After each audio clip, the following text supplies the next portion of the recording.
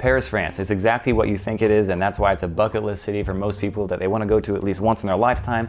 It's romantic, it's charming, it's artistic, the architecture is amazing. So how much time should you plan to spend if you want to go see this amazing city? Well, we think 2 days minimum. If you're really hustling, moving fast, using public transportation, you can literally check the box on every single iconic piece of Paris. However, you probably don't want to just run by the Eiffel Tower and take a quick photo. What we would recommend is spending an entire sunset at the Eiffel Tower, have a bottle of wine, or 2 or 3, depending on how many friends are with you.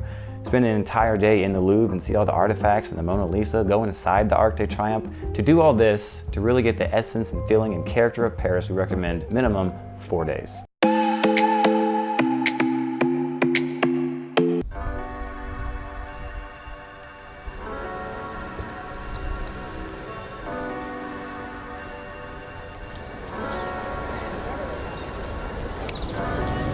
Step 1, buy a beret.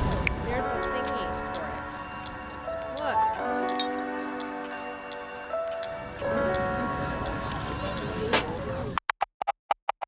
Everyone's very excited behind me about something, I'm not sure what. Maybe someone proposed. That happens a lot at the Eiffel Tower, and maybe that's what happened just here. So if you're gonna come to the Eiffel Tower at sunset, you might witness a proposal, but you'll definitely witness something very pretty, like the sun setting and then the light show that comes. There's a right way and a wrong way to do it. The wrong way would become completely unprepared and have nothing with you. The right way is to bring a blanket, some champagne, some meat, some cheeses, some bread. If you don't bring any of that, at least if you have a blanket, you can buy stuff off of the guys roaming around. They're selling beer, wine, and champagne for really cheap prices. And you can witness the beauty of Paris and the Eiffel Tower and people saying yes to proposals. Or maybe someone just did a standing backflip. That's really impressive too. That's awesome. They just got engaged at the Eiffel Tower. I said we should fake a proposal to get free alcohol.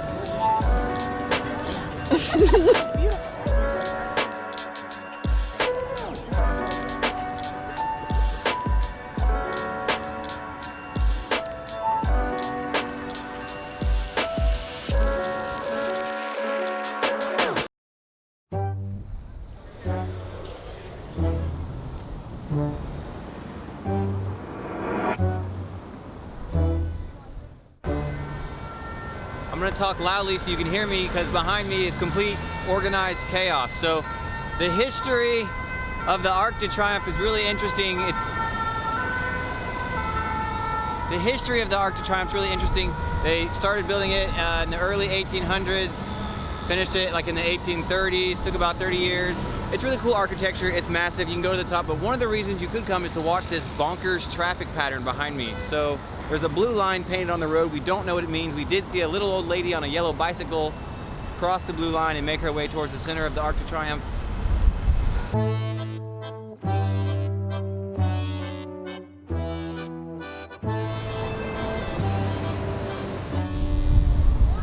So the theme of some of the sculptures on the Arc de Triomphe, for whatever reason, depict the French youth fighting Germanic soldiers with beards and chainmail, but the French youth are naked. That's how they decided to sculpt it. That was the design decision. I don't know what the message is. In my mind, the message is, not only am I beating you in this artistic depiction of the battle, but you're wearing full armor and you have a beard and swords, and I'm in my birthday suit, and I'm winning.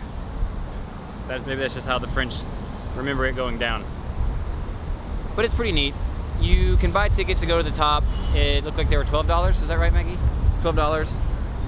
The views are probably pretty decent, but I think there's better places you can get views from the top of the city elsewhere in Paris. So I don't think we're gonna go up today. Plus, we just have more things to do and see.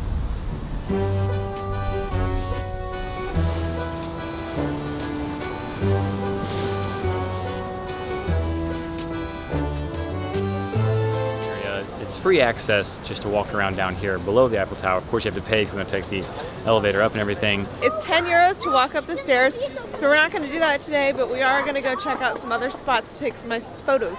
Free restrooms, which is really convenient.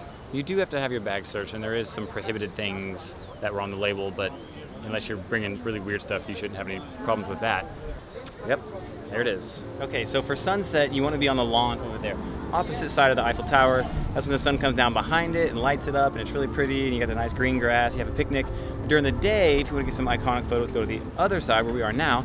They've installed this nice slide and you see lots of people sliding down this slide, and it's a really good time, but my pants aren't cooperating. Maggie demonstrated earlier.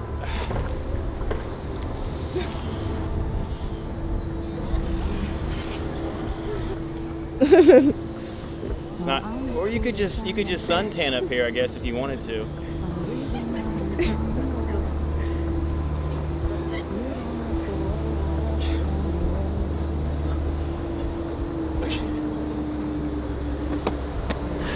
Like that. That's how professionals do it. Everyone's looking at me funny now. I'm not sure why. Don't try to change my mind, in fact. Honey, I've already packed all my stuff. We're no longer kids, let's move on. So if you have time, we definitely recommend a full day for the Louvre or the Louvre. I'm not sure how to pronounce it, but it's a museum. It's probably the most famous museum in the world. It's the one with the glass pyramids. It's been in some movies. I know the Code of Hammurabi's in there, which is really cool, eye for an eye. The most famous piece that's in the Louvre is the Mona Lisa, Da Vinci's Mona Lisa. She smiles. If you like history, then this is probably one of the best museums you can go to in the world. Maggie, tell me what the dealio is. The dealio is there was a fire at the Notre Dame, and now you can no longer get close to see it. So we're all kind of crowded on this bridge, observing from afar. It doesn't look like you can go in. A little sad, but at least we can see the structure that remains.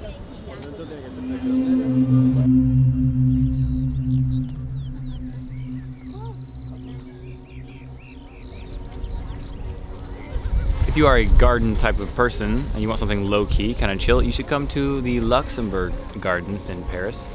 Lots of locals hanging out here on the perimeter of the lawns and the flowers. There's tons of statues and sculptures, and there's water features, and there's the Luxembourg Palace over there, which is gigantic, and it's a pretty big gardens area. I would call it a park, and people seem to be doing park things, like just hanging out, reading books, talking about world politics, stuff like that. Also, a lot of people seem to be lounging about and having some beverages, so if you want to bring a bottle of something and some cups and some glasses, you should definitely do that. I am a big proponent of watching the sunset with a bottle of rosé in Paris, anywhere in Paris.